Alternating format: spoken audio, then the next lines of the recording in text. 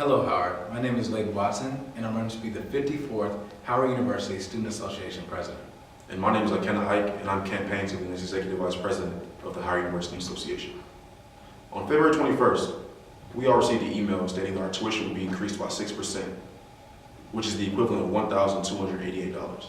We believe that this arbitrary hike in tuition is unwarranted due to the fact that nearly 40% of Howard students have an outstanding balance. One of the hallmarks of a great administration is responsibleness. Our response to this is two-pronged.